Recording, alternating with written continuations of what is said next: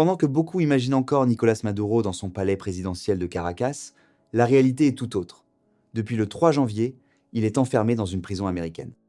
L'annonce a fait le tour des journaux pendant quelques jours, avec les explications habituelles, accusations de narcotrafic, crise migratoire, violation des droits humains, des explications faciles, presque mécaniques, qui permettent d'enfermer toute l'histoire dans un cadre simple. Sauf que cette version n'est qu'un morceau du puzzle. Pendant que les forces spéciales américaines menaient leur opération et que la flotte américaine bloquait les côtes, un autre processus, bien plus discret, était déjà en marche depuis des années. Des équipes de géologues réexaminaient de vieux relevés dans la région de l'Orénoque. Et ce qu'ils ont découvert a complètement changé la donne. Car le cœur de l'enjeu n'est plus seulement la chute d'un régime autoritaire, ni le démantèlement d'un trafic de drogue. L'enjeu se trouve littéralement dans le sous-sol vénézuélien. Il explique pourquoi les États-Unis n'ont rien tenté en 2019, mais ont agi maintenant.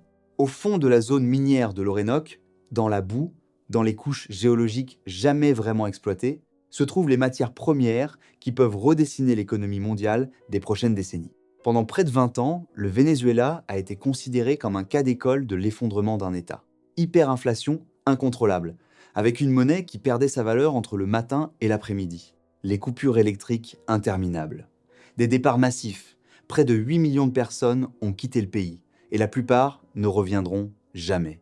Et pour le reste du monde, cela devenait presque un décor, un bruit de fond, parce que le Venezuela n'avait qu'un atout stratégique visible, son pétrole. Un pétrole important, certes, mais pas unique. Il y en a aux États-Unis, au Moyen-Orient, en mer du Nord. Perdre un fournisseur pétrolier reste gênant, mais ce n'est pas un bouleversement mondial. Puis les nouveaux relevés sont arrivés, et ils ne concernaient pas les champs pétroliers, mais la zone minière de l'Orénoque, au sud du fleuve. Là, les géologues n'ont pas trouvé de simples traces de lithium ou quelques poches dispersées. Ils ont mis en évidence un ensemble de ressources qui dépassent largement la valeur du pétrole. On parle de 28 millions de tonnes de nickel, indispensables aux batteries modernes.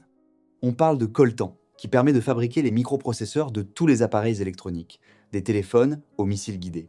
On parle de bauxite, nécessaire à l'aluminium, de terres rares pour les technologies militaires et optiques. En d'autres termes, le Venezuela est passé presque du jour au lendemain d'un état pétrolier ruiné à l'un des territoires les plus importants de l'hémisphère occidental pour les industries du XXIe siècle. Si ce sujet devient brûlant en ce début d'année 2026, ce n'est pas par hasard. Le marché mondial du lithium a connu un choc brutal. Pendant près de 2 ans, les analystes parlaient d'un « hiver du lithium ». Les prix s'étaient effondrés autour de 10 000 $ la tonne. Des mines ont fermé, des projets ont été annulés. La Chine, qui domine le raffinage mondial, a retiré plus de 260 000 tonnes de capacité potentielle parce que les coûts n'étaient plus tenables. Et puis, en janvier de cette année, tout a changé. Les prix ont bondi de plus de 35% en un mois. Le lithium se négocie maintenant entre 16 000 et 22 000 $ la tonne. Les grandes firmes ne parlent plus d'un phénomène ponctuel. Les rapports indiquent clairement que malgré les annonces, la production réelle de lithium ne suit plus le rythme de la demande. Les batteries de stockage pour les réseaux électriques, qui soutiennent désormais l'essor de l'intelligence artificielle, consomment plus de 30% de la production mondiale. L'Europe s'approche de sa date limite de 2035 pour l'arrêt des moteurs thermiques. Et les pays du triangle du lithium, l'Argentine, le Chili et la Bolivie, rencontrent des difficultés pour augmenter leur production.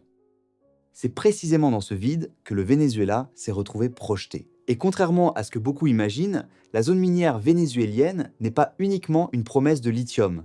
C'est un ensemble de ressources critiques. Le nickel, essentiel pour les batteries à haute densité, permettant aux voitures électriques d'avoir une autonomie réelle. Le coltan, incontournable pour les microprocesseurs. Les terres rares indispensables au système de vision nocturne, au radar, à l'armement moderne. La bauxite pour l'aluminium, utilisée dans l'aviation, les véhicules et l'industrie légère.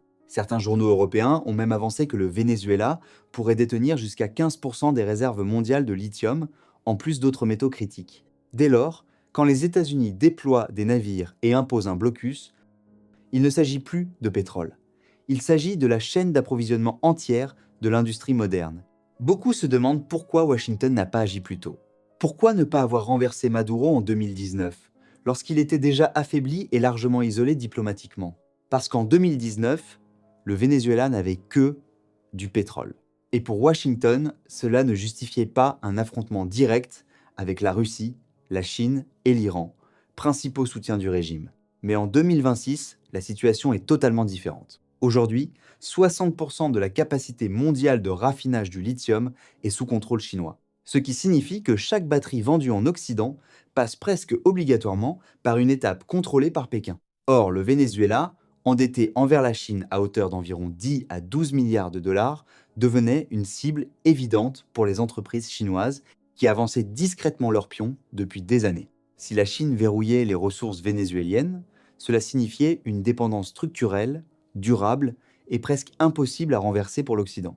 C'est l'une des raisons pour lesquelles la marine américaine intercepte aujourd'hui les navires à destination de la Chine.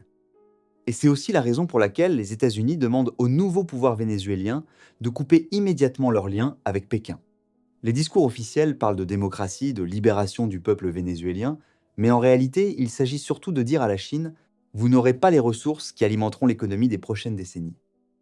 L'épisode de l'arrestation de Maduro est d'ailleurs un sujet extrêmement sensible. Arrêter un chef d'État en exercice est un acte rarissime. Les accusations qui le visent reposent principalement sur des témoignages d'anciens collaborateurs ayant négocié des réductions de peine. Et les données indépendantes montrent que le Venezuela n'était pas le principal point de transit des drogues arrivant aux États-Unis, loin derrière la Colombie et l'Amérique centrale. Pourtant, ce sont ces accusations qui ont servi de cadre légal pour justifier l'opération. Le plus remarquable est ce qui s'est passé juste après. Les revenus pétroliers vénézuéliens ont été placés sous contrôle américain.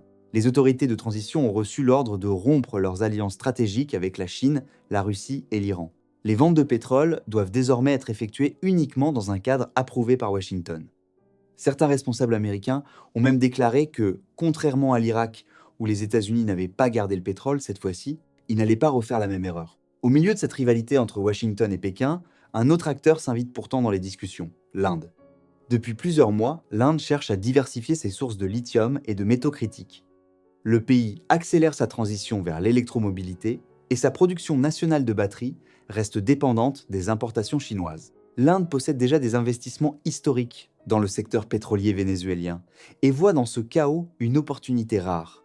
Elle pourrait proposer une alternative aux deux géants du moment, même si cela implique d'avancer avec prudence pour éviter de se retrouver au milieu d'un affrontement direct entre grandes puissances.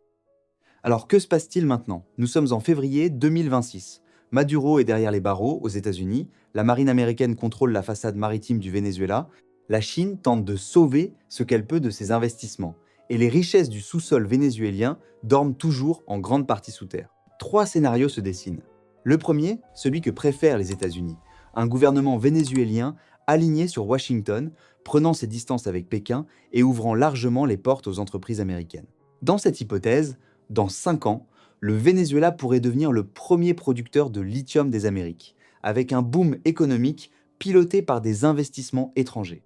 Le second scénario repose sur une réaction chinoise. Pékin pourrait soutenir des acteurs locaux opposés aux intérêts américains, alimentant un conflit indirect. Cela créerait un nouveau terrain de rivalité stratégique en Amérique du Sud. Le troisième scénario est le plus probable à court terme, le statu quo. Les infrastructures sont délabrées, l'État est encore très fragile et exploiter la zone minière demande des investissements massifs. Le Venezuela pourrait encore rester quelques années assis sur un trésor inaccessible. Mais il existe un élément que presque personne ne discute ouvertement, la dimension environnementale.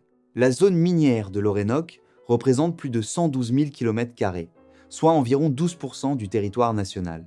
Il n'y a aucune véritable autorité pour contrôler ce qui s'y passe. Pas de normes, pas de cadre de protection, pas de système de compensation pour les communautés locales. La ruée vers les métaux critiques risque de provoquer une déforestation accélérée, une contamination des rivières, des déplacements forcés de population. L'Union européenne a certes adopté une loi sur les matières premières stratégiques, mais elle ne dit presque rien sur l'impact local de leur extraction. Si les ressources vénézuéliennes servent à alimenter la transition énergétique mondiale, mais laissent derrière elles une région ravagée, peut-on vraiment parler de progrès? L'affaire Maduro n'est pas qu'un événement politique. C'est le début d'une bataille pour le contrôle des ressources qui alimenteront les batteries, les voitures électriques, les réseaux électriques, les data centers et presque tous les outils de la vie moderne. Le Venezuela n'est pas devenu important parce que son régime est tombé. Il est devenu important parce que ses sols contiennent ce dont le monde ne peut plus se passer. Et selon la manière dont cette histoire se dénouera, chacun d'entre nous pourrait en ressentir les conséquences, depuis le prix de nos téléphones jusqu'au coût des voitures électriques, en passant par la stabilité même des grandes économies mondiales. Merci d'avoir suivi cette analyse. Si elle vous a intéressé, laisser un commentaire aide énormément la chaîne, car cela augmente la visibilité de la vidéo. Pensez aussi à mettre un like, à activer la cloche pour recevoir les notifications, et à très bientôt, et merci pour votre soutien.